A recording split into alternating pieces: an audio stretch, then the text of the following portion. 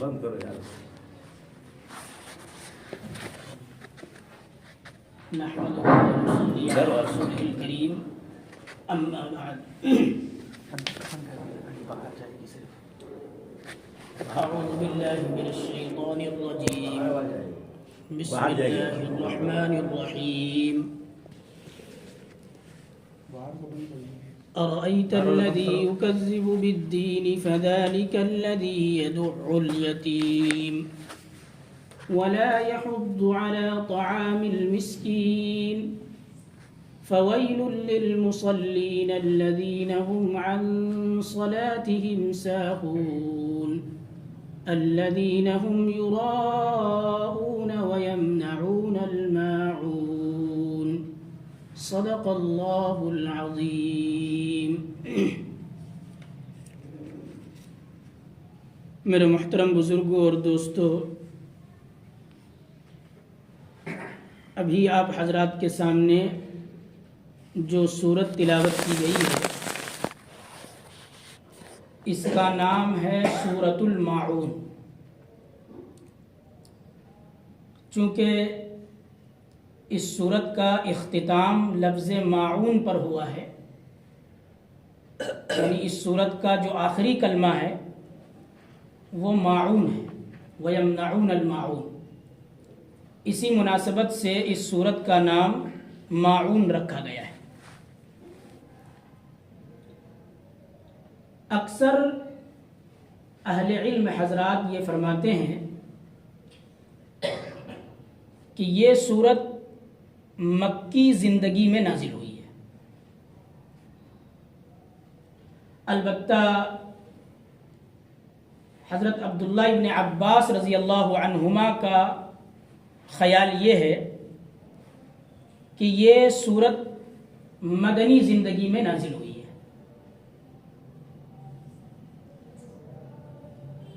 जबकि बाज़ अहले इल्म हज़रात की राय ये है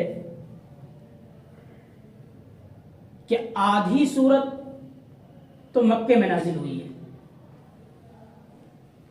और आधी सूरत मदीने में नाजिल हुई है।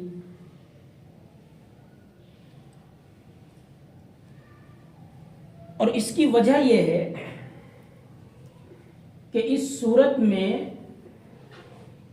अल्लाह रब्बुल इज़्ज़त ने 6 बातों की बुराई और मजम्मत बयान फरमाई है।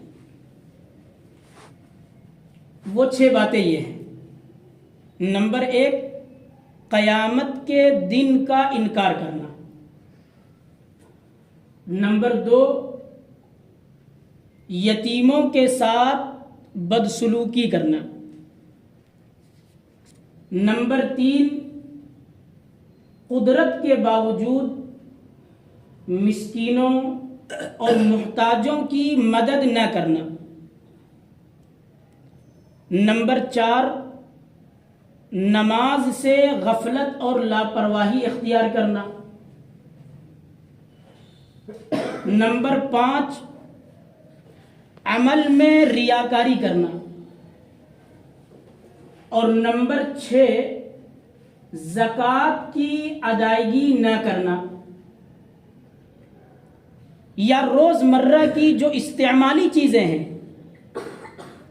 उनमें भी तंग दिली और बखीली से काम लेना। लफ्ज़ माऊन के दो माना है, दोनों माना के एतबार से मैंने ये जुमला कहा है। बहरहाल ये 6 चीज़ें हैं जिनकी मजम्मत इस सूरत में बयान की गई है। अब अगर गौर किया जाए तो इन 6 बातों में से बाज़ बातें तो ऐसी हैं जो कुफ्फार मुशरिकीन के अंदर पाई जाती थी, जिनको अपने कुफ्र का इकरार था। और बाज़ बातें वो हैं जो मुनाफिकीन के अंदर पाई जाती थी। और जाहिर है कि मक्की जिंदगी में मुनाफिकीन का वजूद नहीं था। मक्की जिंदगी में या तो खुल्लम खुल्ला कुफ्र करने वाले लोग थे या मुखलिस मुसलमान थे। वहां मुनाफिकीन का वजूद नहीं था। मुनाफिकीन का जो वजूद हुआ है वो मदीनतुल मुनव्वरा में हुआ है। इसलिए बाज मुफस्सिरीन की राय यह है कि इस सूरत का आधा हिस्सा यानी इब्तिदाई 3 आयतें अराइतल्लज़ी युकज़्ज़िबु बिद्दीन से वला यहुज़्ज़ु अला तआमिल मिस्कीन तक, यह मक्का मुकर्रमा में नाजिल हुई है, जिनमें कुफ्फार व मुशरिकीन की हरकतों और करतूतों का तज़किरा किया गया है। और दूसरा आधा हिस्सा यानी आखिरी 4 आयतें फवैलुल लिल मुसल्लीन से लेकर वयमनऊनल माऊन तक, यह मदीनतुल मुनव्वरा में नाजिल हुई, जिनके अंदर मुनाफिकीन में पाई जाने वाली खराबियों और बुराइयों का तज़किरा किया गया है। अलगर्ज इस सूरत में कुफ्फार और मुनाफिकीन की 6 बुरी आदतें जिक्र की गई हैं। 6 बुरी आदतों को बयान किया गया है और इस बयान का असल मकसद एक तो लोगों के ज़हनो दिमाग में इस हकीकत को बिठाना है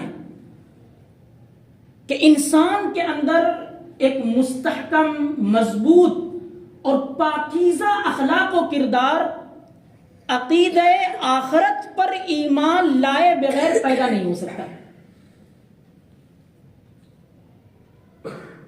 और दूसरा मकसद यह है कि इन काबिले मजम्मत बातों को सुनकर बिलखुसूस हर मुसलमान का अपना यह फरीजा होना चाहिए कि वह हत्तल इम्कान इन बुरी आदतों से अपने आप को बचाने की कोशिश करे। यह मकसद है इन बुरी आदतों को बयान करने का। बहरहाल जिन 6 बुरी आदतों का इस सूरत में तज़किरा किया गया है, उनमें से पहली चीज है क़यामत का इनकार करना। चुनांचे फरमाया अराइतल्लज़ी युकज़्ज़िबु बिद्दीन, क्या आपने उस शख्स को देखा जो जज़ा व सजा को झुटलाता है। यानी उस आदमी की सोच यह है कि इंसाफ का मुआमला कभी नहीं होगा, अल्लाह की तरफ से अच्छे या बुरे कामों का कभी कोई बदला नहीं दिया जाएगा। ये उस आदमी की सोच है। हालांकि अगर देखा जाए तो हमारी अकल भी ये कहती है कि इंसाफ और बदले का दिन होना चाहिए। क्यों? इसलिए कि इस दुनिया में इंसान जो भी अच्छे या बुरे काम करता है तो बसा औकात तो ऐसा होता है कि आदमी को करते हुए कोई बदला ही नहीं मिल पाता, और कभी ऐसा होता है कि बदला तो मिलता है लेकिन पूरा पूरा बदला नहीं मिल पाता। चुनांचे इस दुनिया में हम आए दिन ये देखते हैं कि एक आदमी है जो जिंदगी भर नेक और अच्छे आमाल का एहतिमाम करता है, नमाज पढ़ता है, रोजा रखता है, हज कर रहा है और भी जितने नेक काम हैं तमाम कामों को अंजाम दे रहा है, लेकिन उसकी जिंदगी तकलीफों और मुसीबतों से घिरी हुई है। नेक आमाल की वजह से उसको कोई दुनिया में भलाई पहुंची हो, उसके हालात अच्छे हो गए हो, बज़ाहिर ऐसा नजर नहीं आता।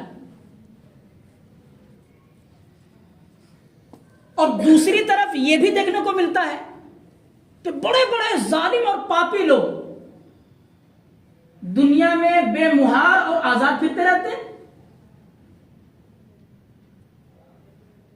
कभी अपनी जाहिरी शान और शौकत और ताकत और कुव्वत के बलबूते, कभी सिफारिश और रिश्वत दे करके वो अपने आप को बचा लेते हैं, और फिर दुनिया में इस तरह आराम और सुकून के साथ जिंदगी गुजारते हैं कि ऐसा लगता ही नहीं है कि इनके काले करतूतों की वजह से दुनिया में इन्हें कोई तकलीफ और परेशानी पहुंची हो। हालांकि जालिम और बदकार को उनके करतूत की सजा मिलनी चाहिए कि नहीं मिलनी चाहिए? जरूर मिलनी चाहिए। और नेक आदमी को उसकी नेकी का और मजलूम को उस पर किए गए मजालिम का बदला तो मिलना ही चाहिए, वरना दोनों बराबर हो जाएंगे। लेकिन दुनिया में ऐसा नहीं हो रहा।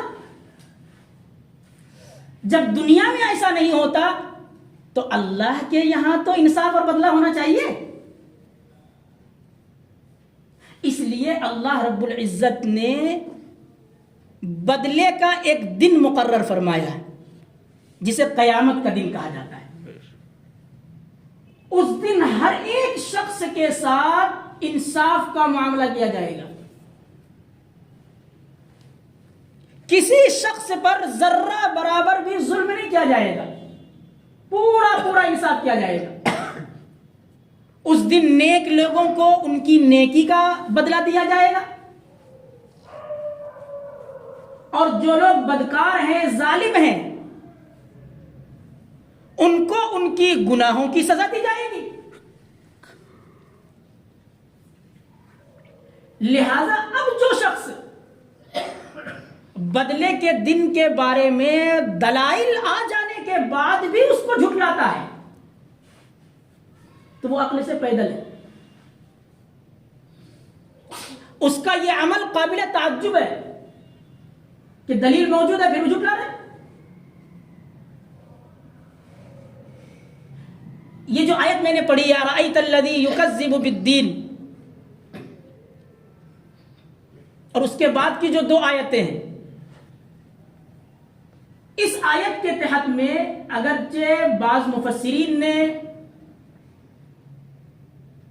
आस बिन वाइल, वलीद बिन मुगीरा और अबू जहल वगैरह के नाम जिक्र किए कि इनके बारे में यह आयत नाजिल हुई है। लेकिन हकीकत यह है कि कुफ्फारे मक्का वो उमूमी तौर पर कयामत के दिन का इनकार करते थे। इसलिए बहुत से मुफस्सिरीन की राय यह है कि इस आयत के उमूम में हर वो शख्स दाखिल है जो कयामत के दिन का इनकार करता है। और इसकी वजह यह है कि देखिए, दुनिया में इंसान इखलास के साथ जो भी नेक और अच्छे अमाल करता है तो वो इसी गर्ज से करता है ना कि आखिरत में उसे सवाब मिलेगा, आखिरत में उसे अच्छा बदला मिलेगा। बुरे कामों से बचता है तो उसके पेश नजर यही तो होता है कि आखिरत के अजाब से उसे नजात मिल जाएगी, आखिरत में किसी किस्म की तकलीफ और परेशानी का उसे सामना करना नहीं पड़ेगा। यही दो बातें पेश नजर होती है। नेक अमाल करता है तो सवाब और बदले की उम्मीद पर, बुरे कामों से बचता है तो आखिरत के अजाब से बचने की उम्मीद पर।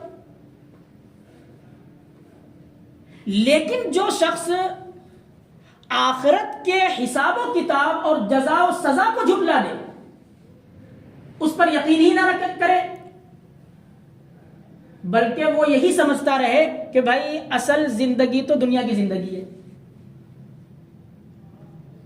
जब तक यहां है मौज मस्ती कर लो, मरने के बाद कोई पूछ नहीं होगी, मरने के बाद हमसे हमारे आमाल के बारे में कोई पूछने वाला नहीं होगा। जिस शख्स का यह तसव्वुर होगा, यह अकीदा होगा, तो ऐसा शख्स न तो अच्छे काम करने का शौक रखेगा और न ही उसके अंदर बुरे कामों से बचने का जज्बा पैदा होगा,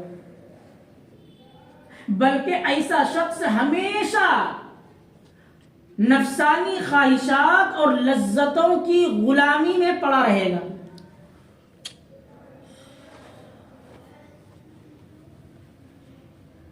इससे यह पता चलता है कि इंसान की जो सबसे बुरी आदत है,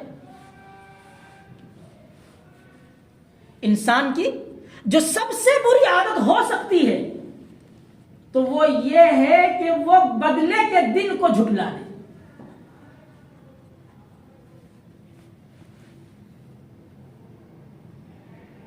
क्यों?